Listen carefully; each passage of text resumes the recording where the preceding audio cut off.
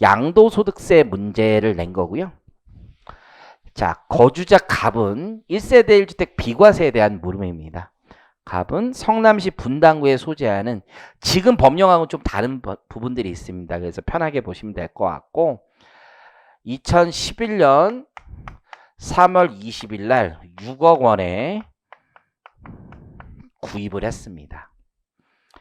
그리고 본인 명의로 등기를 하였으나 동주택에서 2013년 6월 25일부터 거주했습니다. 지금은 조정지역에서의 거주 요건이 있지만 출제 당시에서는 거주 요건이 없어요. 그냥 보유 요건만 필요합니다. 출제 당시엔. 갑은 주택 이외에 보유하고 있는 주택은 없습니다. 갑은 15년 1월 25일 15년 1월 25일 날 비과세 요건을 충족하는 주택을 소유하고 있는 을과 결혼을 합니다. 갑과 을은 결혼을 한 거죠. 즉 혼인을 했고 얘도 한 채 있고 얘도 한 채 있습니다. 얘는 비과세 요건을 충족하니까 어떻게 해요? 9억 원 아래라는 얘기죠. 9억 원 아예 아래죠. 이해하시겠죠? 이 얘기가 9억 원 아래라는 얘기고 결혼을 했습니다. 개인 사업을 하고 있는 갑은 자금 사정이 좋지 못하여 자신이 보유하고 있는 주택을 처분하여 그래서 15년 6월 10일에 양도를 한 거죠. 2015년 6월 10일이에요. 10일 날 10억 원에 양도했어요. 사업을 하지 말고 집을 들고 있었어야죠. 어쨌든 여러분 농담이라는 게 잘 통하지 않는군요. 어쨌든 이 사람은 내가 봤을 때 사업을 안 하고 그냥 들고 있었으면 사업한 것보다 돈을 더 많이 벌었죠. 그래서 멍 때리고 혼자 사는 게 나을 수도 있어요. 우리나라에서는. 양도했습니다. 그렇지만 얘는 9억 원은 초과하는 거죠. 그렇죠? 그러니까 1세대 1주택 비과세는 적용받지 못하죠. 하지만 실질적으로 비과세나 마찬가지죠. 왜요? 어마어마한 혜택이죠. 9억 원 초과분만 과세하는 거잖아. 거기에 하나 더 있죠. 장특이 되는 거지. 지금은 거주 요건까지 있지만 그 당시에는 없었단 말이에요. 그 장특 이 두 개가 핵심이죠. 그래서 별로 안 된단 말이에요. 이해하시겠죠? 그렇지만 세대 합산은 됐지만 혼인이죠. 혼인했으면 1세대 2주택 비과세가 적용되는 거 아니야. 이해하시겠죠? 자, 물음 1번입니다. 1번. 소득세법상 양도소득의 개념. 자, 제가 걱정하는 게 이런 거예요. 양도소득의 개념, 양도, 개념, 아싸, 양도란 이렇게 시작하는 거죠. 점수 안 나옵니다. 양도의 개념과 양도소득의 개념은 엄밀하게 다릅니다. 분명하게 다릅니다. 소득이라는 것의 개념은 사업소득과의 구분 등입니다. 기본적으로. 그래서 계속 반복적으로 주택을 매매하는 사람들 있죠. 요 사람들은 주택 매매업이 돼서 사업소득이 되는 거고 양도소득이라는 건 양도소득세 과세 대상 물건을 우발적 일시적으로 판매하는 게 양도소득의 개념입니다. 그래서 여기다 양도란 등기 등록에도 불구하고 현물 출자 등 사실상 유상의 양도다 쓰면 아웃인 겁니다. 이해하셨죠? 문제를 잘 읽으셔야죠. 시험장 가서 자신 있나요? 양도 소득의 개념 했는데 양도란 이거 쓰지 않을 자신 있나요 지금? 양도 소득과 양도의 개념 다르다라는 거예요. 잘 기억을 하시고 1세대 1주택 양도소득에 대한 비과세 제도가 있는데 이것의 취지 국민의 거주 이전의 자유 이런 것들이잖아요. 주거생활의 안정 이런 것들 비과세 요건 굉장히 어려운 얘기가 나왔네요. 비과세 요건이 사실은 어마무시하게 복잡합니다. 지금 출제된다면 더 복잡한 거고 그 당시에도 쉽지는 않았죠. 그럼 어디까지 쓸 거냐 이 문제가 생기는 거 아니야. 어디까지. 이해하시겠어요? 어디까지는 법만 쓰시면 돼요. 법은 되게 단순하단 말이에요. 기본적으로 겸용주택의 경우 과세 방법을 써라 라고 되어 있습니다. 잠깐 조문을 보겠습니다. 우선 양도의 정의는 한번 써드린 거예요. 88조에 있는 거. 그리고 비과세 양도소득이 있잖아요. 자, 법 89조는 여기까지만 있는 겁니다. 1항에 보니까 다음 각호소득에 대해서는 양도소득에 대한 소득세를 과세하지 아니한다. 비과세와 감면은 다르다고 말씀드렸고 아예 과세하지 않는다고 돼 있고 오른쪽에 가보면 3호가 있습니다. 다음 각목 어느 하나에 해당하는 주택, 고가주택은 제외한다고 되어 있고요. 이에 딸린 토지로서, 왜냐하면 주택은 건물만 얘기하는 거니까 토지로서 건물이 정착된 면적의 지역별로 대통령령으로 정하는 배율을 곱하여 산정한 면적 이내의 토지, 주택 부수토지, 양도소득에서 발생하는 소득은 비과세해 준다. 가가 뭡니까? 1세대가 1주택을 보유하는 경우로서 대통령령으로 정하는 요건을 충족하는 주택 이렇게 돼 있죠. 사실 그래서 1세대 1주택 많이 안 써도 돼요. 저는 더 많이 썼지만 더 많이 안 써도 돼요. 그냥 비과세 요건 있잖아요. 그래서 세대, 주택 뭐 이런 거 있잖아요. 기본적인 것만 쓰셔도 돼요. 그것만 써도 충분하다고 봅니다. 그 다음 어려운 게 이거죠. 겸용주택의 경우 과세 방법. 그럼 얘도 일일이 다 쓰기가 너무 어려운 거예요. 여러분들 이거를 어떻게 다 써. 기본적으로 누군가에게 설명해 준다고 생각하시면 돼요. 겸용주택이라는 건 주택과 주택 외 부분으로 구성되어 있는데 1세대 1주택을 받기 위한 것은 결국 주택 부분만 된다 라고 하면 되는 거죠. 주택 외 부분은 주택으로 보지 않기 때문에 과세가 된다. 이해하시겠죠? 다만 주택 부분이 주택 외 부분보다 큰다면 전부 주택으로 봐준다. 요 정도 쓰시면 됩니다. 뭐 5배, 뭐 비율 이런 거 안 써도 돼요. 첫 번째 양도소득의 개념부터 가보겠습니다. 양도소득은 재고자산 이외의 자산 양도로 인해서 발생하는 양도차익입니다. 따라서 계속적 반복적인 자산의 양도는 사업소득으로 과세가 되고 우발적 일시적으로 특정 자산을 양도하여 얻은 소득이 양도소득세 과세 대상이 되는 거예요. 자, 여기서 질문이에요. 지금 우리 주택임대사업자들 있잖아요. 이분들의 주택 매매는 양도소득입니까? 사업소득입니까? 주택임대사업자로 내가 한 40채 가지고 있습니다. 40채. 이해하시겠죠? 이런 사람들이 가지고 있는 거를 매각을 해요. 그럼 이걸 양도소득으로 볼까요? 사업소득으로 볼까요? 자, 1번 사업소득, 2번 양도소득. 양도소득이 맞는 거죠. 왜냐하면 이 사람에게 이 주택은 유형자산인 거예요. 유형자산. 그렇죠? 매매가 되기 위해서는 재고해야죠. 재고. 주택임대사업자 뭐 8년씩이나 등록하고 이런데 이게 어떻게 재고가 됩니까? 그렇죠? 그래서 이렇게 구분하는 거다. 결국은 양도소득의 개념. 1세대 1주택 비과세 취지를 잘 쓰셔야 되겠죠? 그래서 국민의 주거 생활 안정과 거주 이전의 자유를 보장한다. 이게 훨씬 더 중요합니다. 요건 그냥 양도일 현재 1세대가 1주택을 보유하고 있어야 된다. 저는 1번만 써도 된다고 생각하는 사람의 심정. 내가 출제하면 1세대가 1주택을 양도일 현재가 제일 중요한 거지. 양도일 현재. 그 전에 아무리 많아도 소용없고. 보유 기간이 2년 이상 국내 주택을 양도해야 된다. 그냥 보유 요건 정도. 자, 당시에는요. 조정지역 이런 것도 없어서 그러니까 1번, 2번 정도가 맥스라고 생각해요. 지금은 이제 요거까지 있는 거지. 취득 당시 조정지역에 있으면 보유기간 중 거주기간이 2년 이상이어야 되는 거죠. 출제 당시에는 거주 요건이 없었으므로 2년 미만 거주인 경우라도 적용되는 경우를 가정한다. 뭐 이렇게 돼 있고. 그래서 지금 결국 실거주 위주로 이제 개편하려고 하는 거잖아요. 장특이든 뭐든 실거주 하지 않으면 고기간을 안 해주겠다. 뭐 이런 얘기 하는 거잖아요. 겸용주택. 겸용주택의 주택 부분은 주택으로 모아서 1세대 1주택을 적용해 주는 겁니다. 비과세. 그 다음에 장기 보유 특별공제도 받을 수 있는 거고. 주택 외 부분은 주택에 관한 세제 혜택을 주지 않습니다. 그리고 만일 주택 부분이 주택 외 부분보다 큰 경우에는 전부를 주택으로 본다 정도 쓰시면 되는 거예요. 물음 2번.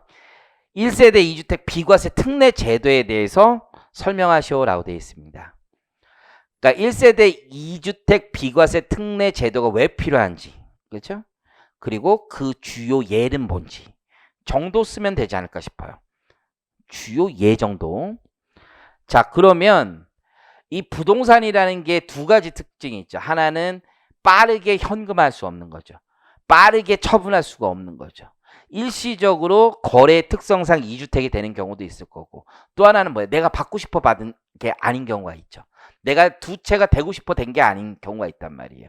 그게 대표적인 게 뭐예요? 내가 상속받고 싶어 상속받은 게 아니다. 주니까 받은 거다. 내가 결혼하고 싶어 결혼한 게 아니, 뭐 그 표현이 그렇네. 결혼을 하고 싶었지만 그 사람이 집이 있어서 결혼한 건 아니라는 거죠. 우리가 둘 다 우연히 한 채씩 가지고 있어서 합쳐서 그렇게 된 거지, 이 사람이 집이 있기 때문에 결혼한 건 아니라는 얘기예요. 뭐 맞는지는 잘 모르겠습니다. 자, 의의를 보시면 양도일 현재 1세대 2주택인 경우에 해당하더라도, 왜냐하면 다 양도일 현재로 본다. 우리 법은 양도일 현재야, 언제나. 그러니까 그 전에 100채가 있어도 필요 없어. 마지막 것만 한 채 있으면 되는 거죠. 거주자의 의사와 관계없이 다른 주택을 취득하게 되거나 부동산 거래 특성상 일시적으로 2주택이 된 경우에는 1세대 1주택으로 취급해 준다는 거죠. 마치 1세대 1주택처럼 취급해 주겠다. 그래서 사유는 여기 흰색은 안 써도 돼요. 근데 요 첫 번째 문단에선 대체주택을 취득하는 경우죠. 1주택 소유자가 기존 주택을 양도하기 전에 신규로 1주택을 취득한 후 기존 주택을 양도하는 경우 비과세 적용해 준다는 얘기예요. 몇 년 이런 거 안 써도 된다고 봅니다. 지금 현행 규정은 신규 취득한 날로부터 1년은 경과해야 되는 거죠. 들어가자마자 하루도 안 돼서 나 이 집에서 못 살아 또 사? 그런 사람은 좀 드물죠. 투기죠, 투기. 약간 그런 거 아닌가요? 요즘에 이제 부동산 기사 이런 거 많이 나오죠. 신문 보면 이제 매경 보면 한 6면 7면 부동산 기사에 아주 그냥 보면 진짜 너무한다. 내가 그만 좀 신문 좀 내라. 이런 생각이 들더라고. 네. 너무 무서. 강남에 전세가 씨가 말랐네 막 이런 얘기 있더라고. 그래서 네이버 가가지고 한번 봐봤어. 하도 진짜 씨가 말랐는지. 겁나 많더구만. 뭐가 말랐다는 거야? 뭐가? 엄청 많더구만. 금액이 진짜 바뀌었나? 궁금해서 한번 봤어. 최근 그걸. 그래서 아침에 보면서 별로 변동도 없더구만. 어쨌든 모르겠습니다. 저는 제 무식해서 잘 모르는지. 신규 주택을 취득한 날부터 3년 이내 기존 주택을 양도해야 된다. 조정지역의 경우는 1년 이내 양도하고 실거주까지 지금 요건을 가지고 있는 거고요. 다 복잡해. 내가 볼 때 양포를 만드는 세상이야. 양도소득세. 나도 양도소득세 주택은 안 한다고 그랬지. 이게 돈이 안 나와. 이게 해봐야. 세무사 여러분들, 친구들 이제 합격한 애들 얘기 들어봐. 양도소득세 못 해먹겠다. 이런 얘기 엄청 많이 해. 왜 이렇게 법을 복잡하게 만드는 거야? 국민들이 이해할 수 없는 법을 만드는 게 이게 말이 됩니까? 명확성을, 이게 명확성을 넘어선 거야. 이거 이해할 수 없는 법을 만들고 있어. 그냥 주택은 내가 선택해서 1세대 1주택 받을 수 있고 평생 동안 얼마까지만 감면해준다 하면 딱 될 것을 내가 보기에는 그냥 심플하게. 그리고 사람들이 세법이 바뀔 거라고 예상을 하는 거 아니야. 양도소득세. 그렇잖아. 세율이 바뀔 거라고 생각하니까 존버하면 버틸 수 있다. 이 생각 다 하는 거 아니야. 존버하면 나중에 부동산 경기 안 좋아지면 떨어진다. 이것도 세제를 그렇게 하면 그냥 개인적인 생각이야. 그 외국의 선진 예들을 보니까 좀 배워야 되는데, 개인적인 생각으로는. 단순하게 하더만요. 양도소득세 세율 있잖아요. 이걸 취득 당시로 그냥 법에 딱 정해놓더라고. 그래서 지금 몇 년부터 몇 년까지 취득한 자는 양도할 때 몇 프로다 이게 있어요. 그래서 주택 경기가 안 좋잖아. 양도소득세율을 낮춰줘. 기대 수익을 조정해 주는 거지. 주택 경기가 너무 올라가잖아. 양도소득세를 올리는 거야. 근데 우리는 그 세율 적용이 양도 시점에 되는 거 아니야. 근데 걔네들은 취득 시점에 양도소득세를 미리 픽스를 해놓더라고. 그래서 주택 경기가 아예 좀 제로로 만들어 놓기도 해요. 그런 제도를 하든지, 아니면 실거주 안 하는 건 다 똑같이 하든지, 뭐 다주택자 개수가 뭐가 필요해. 그냥 실거주 딱 하나로 해놓으면 그냥 심플한 거예요. 개인적인 생각입니다. 요즘 이런 얘기 제가 이제 와이프랑도 많이 얘기하면 나한테 맨날 그래요. 그냥 그럼 국회 가 뭐 이런 얘기 하는데, 어쨌든 간에 그게 아니라 네가 뭐 국회의원이냐 뭐 자꾸 그러냐는데 자꾸 얘기를 합니다. 상속주택, 기존 주택을 양도하는 경우 비과세를 적용받을 수 있게 하는 거죠. 나의 주택수 계산에서 상속주택은 빼준다는 얘기예요. 동거복량, 혼인도 있는 거죠. 제목 정도만 잘 써도 된다. 뭐 10년, 혼인 5년 인정해 주는 거고요. 더 이상 문화재 주택 너무 많이 나갔어. 됐어. 요걸 잘 쓰는 것도 어렵죠. 왜냐면 지금 사례에서 갑이 양도한 주택에 어떤 이슈가 있는지를 뽑아내는 거야. 첫 번째는. 첫 번째는 얘가 1세대 1주택이냐 이거부터 뽑아야죠. 근데 혼인으로 인한 거니까 1세대 1주택처럼 취급을 해줄 수는 있어. 그렇다 하더라도 고가주택이죠. 그렇기 때문에 과세는 돼. 하지만 세금을 엄청 많이 내는 건 아니야. 왜? 9억 초과분의 양도차익만 과세하고 장특을 해주거든. 장특을. 물론 거주 요건 지금 있지만 그 당시 기준으로 보면 이렇게 설명해 가는 과정이라고 생각하시면 돼. 그러면 제목 잘 달고 그 디테일한 기술은 좀 서툴러도 돼요. 어차피 잘 안 읽거든. 제목만 잘 달아가지고 쭉쭉쭉쭉 쓰시면 돼요. 그래서 첫 번째 1세대 1주택이 되느냐. 1세대 2주택 비과세 특례를 받을 수 있는 거죠. 그래서 1세대 1주택으로 취급하고 고가주택이죠. 고가주택. 그렇기 때문에 비과세에선 제외한다. 그러나 회피하다. 양도차익 계산은 9억 원 초과하는 금액만 과세한다. 이걸 여러분 디테일하게 이렇게 못 써도 돼. 쫄지 마, 쫄지 마. 9억 원 초과분의 양도차익에 대해서만 과세한다. 그게 틀린 말이니? 그게 틀린 말이야? 틀린 말 아니잖아. 그렇잖아요. 그걸 어떻게 틀린 말이라고 그래. 여기 비율대로 못 써도 돼. 못 써도 그냥 9억 원 초과분의 양도차익만 과세한다. 이렇게 쓰면 되지 뭐. 그거에 대해서 이놈의 새끼 틀렸네? 아유 그렇게 못하죠. 그리고 그 정도만 바랍니다. 교수님도 쓸 수 있나? 한참 생각해야 써지. 그것도 만들려면 말을 만들 수 있지만. 두 번째, 그래서 고가주택의 기준시가 범위 내에선 세부담을 경감해 준다. 이게 제일 맞는 거죠. 9억 원까지 세금 안 낸다는 얘기예요. 그냥 보통 사람의 이해되는 말로 쓴다면. 여러분 보통 사람보다 뭐 뛰어납니까? 그것도 아니잖아요. 그렇죠? 네 번째, 장특되느냐. 이게 제일 중요한 건 장특되느냐. 그래서 장특된다는 거지. 당시 규정에 따르면. 그래서 양도의 경우는 일반적인 부동산의 공제율보다 높은 공제율을 적용한다. 거기다 대고서 자가지고 가가지고 장기보유 특별공제 8단 쓰고 있어. 거기다 대고. 그런 거 아니잖아. 그냥 장특된다 이거지. 장특. 높은 공제율 적용해준다. 요거예요. 그래서 핵심 사안입니다. 이렇게. 자, 채점표 한번 보겠습니다. 이번 세법하기 1부는 일부 소득세 분야는 수험생뿐만 아니라 일반 국민들도 관심이 많은 1세대 1주택 및 1세대 2주택 비과세 특례 제도에서 출제하였습니다. 굉장히 친절한 분이 하였습니다. 이러고. 대부분의 수험생이 소득세 분야는 어느 정도 답안을 작성하였습니다. 이런 말을 쓰는 분들은 교수님은 이렇게 쓰지 않습니다. 이게 실무자라고 저는 단언합니다. 진짜. 이게 글을 엄청 많이 쓰는 분은 아닌 것 같아요. 느낌이. 그냥 개인적인. 글을 많이 쓰는 사람은 원래 글은 존대로 쓰는 게 아니거든요. 여러분. 그런 거 모르나? 많이 됐고요. 물론 답안을 훌륭하게 작성한 수험생도 다수 있었습니다. 그러나 개정된 세법을 반영하지 못하거나 용어를 혼용하는 수험생도 다수 있었습니다. 일부이기는 하지만 답안지에 문제만 적어내거나 백주로 답안지를 제출한 수험생도 눈에 띄었습니다. 이런 말들은 실무자들만 하는 거예요. 교수님은 하도 많이 봤기 때문에 쓰지도 않습니다. 어차피 우리 영역에 있는 애가 아닙니다.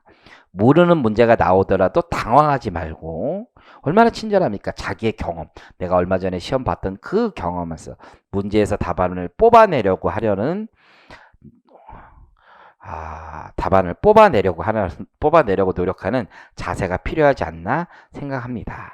좋은 말이죠. 어쨌든 문제는 실무적으로 약간 잘 낸 것 같아요. 보통 이제 상담하듯이.